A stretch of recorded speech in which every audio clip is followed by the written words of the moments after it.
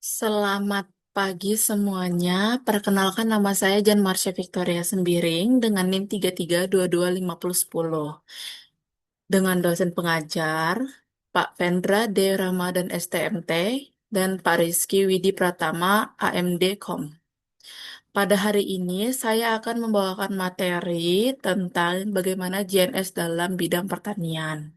Kita akan melihat bagaimana teknologi navigasi satelit tidak hanya membantu kita mencari rute jalan di smartphone, tapi juga merevolusi cara kita mengelola lahan pertanian modern secara efisien dan berkelanjutan. Sebelum kita melangkah lebih jauh ke sektor pertanian, mari kita menyamakan persepsi terlebih dahulu mengenai konsep dasar GNS.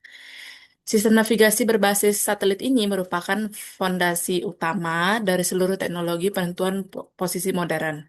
Mari kita lihat apa saja sebenarnya pengertian dan prinsip kerja dari teknologi ini.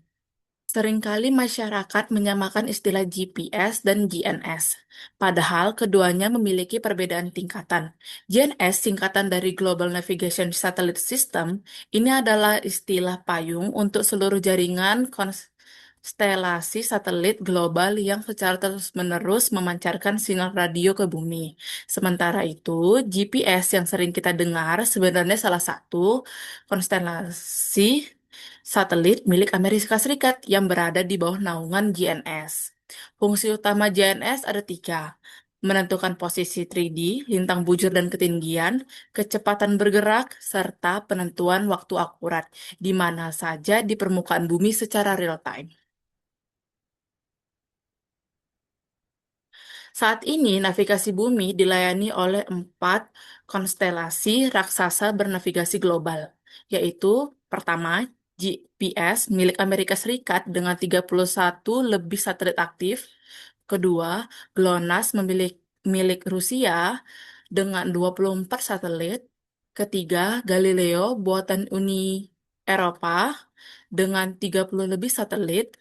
Yang keempat, Beidou milik Tiongkok dengan 35 lebih satelit. Selain 4 konstelasi global ini, ada juga sistem regional seperti NavIC dan dari India dan QZSS dari Jepang. Perangkat receiver modern ini saat ini umumnya menangkap sinyal dari beberapa konstelasi sekaligus untuk menghasilkan tingkat akurasi posisi yang jauh lebih tinggi. Tanpa kita sadari, teknologi GNS sudah sangat melekat pada kehidupan sehari-hari kita. Contohnya, paling sederhana adalah navigasi transportasi dan aplikasi pemetaan seperti Google Maps atau layanan ride hailing seperti Gojek, Maxim, dan lain-lainnya. Selain navigasi, jam atom pada satelit GNS dimanfaatkan untuk sinkronisasi waktu transaksi perbankan, inskripsi data keuangan, dan menjaga stabilitas jaring listrik. Di bidang teknik, GNS digunakan untuk survei bidang tanah, konstruksi sipil, hingga membantu tim SAR dalam pencarian korban bencana. Nah, sekarang kita masuk ke topik utama kita. Bagaimana GNS bertransport bertransformasi di dunia agrikultur melalui pertanian. Pertanian presisi adalah pendekatan pengelolaan lahan modern yang berbasis data akurat. Pendekatan ini tidak lagi memerlukan lahan luas secara seragam, melainkan memperhitungkan kebutuhan spesifik dan tiap meter persegi tanah.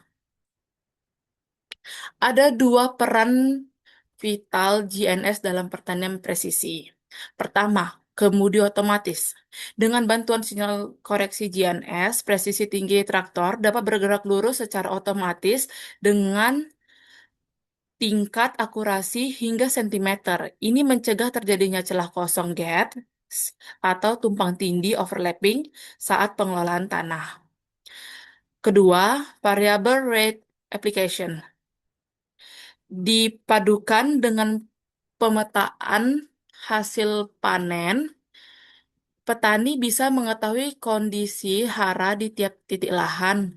Hasilnya, Hasilnya penyemprotan pupuk, pestisida, dan air dapat disesuaikan dosisnya, hanya memberikan sesuai kebutuhan di titik tertentu. Filosofi utama dari pertanian presisi adalah right place, right time, right amount. Tempat yang tepat, waktu yang tepat, dan dosis yang tepat. Dampak bagi petani sangat nyata, mulai dari efisiensi biaya, penghematan biaya operasional hingga 20% karena efisiensi bahan bakar, traktor, benih, dan bahan kimia. Yang kedua adalah produktivitasnya tinggi karena menekan potensi kerugian akibat salah dosis atau baris tanam yang tidak rapi. Yang ketiga, kenyamanan operator mengurangi kelelahan fisik pengemudi traktor saat mengelola lahan berukuran puluhan hingga ratusan hektar. Mari kita lihat bentuk penerapannya secara nyata di lapangan. Yang pertama, traktor otonom. Berbasis koreksi GNSRTK, traktor mampu berjalan dan memproses tanah secara presisi tinggi secara mandiri. Yang kedua, drone semprot presisi.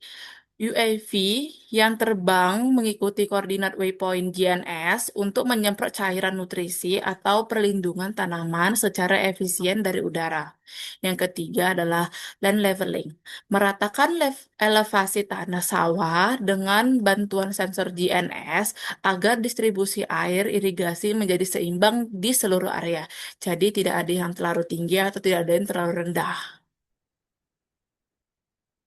Bagaimana penerapannya di skala global? Di Amerika dan Australia, teknologi ini beradaptasi sangat masif pada lahan broadacre berukuran ribuan hektar menggunakan traktor otonom.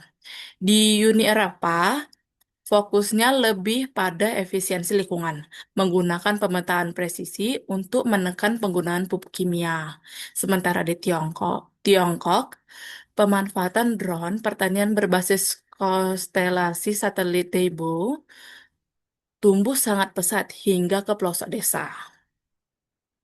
Tentu saja, penerapan teknologi ini memiliki tantangan tersendiri, mulai dari biaya investasi awal untuk sensor dan alat GNS masih tergolong tinggi, keterbatasan sinyal internet atau RTK di daerah pelosok, tingkat literasi digital sebagai sebagian petani yang masih terbatas.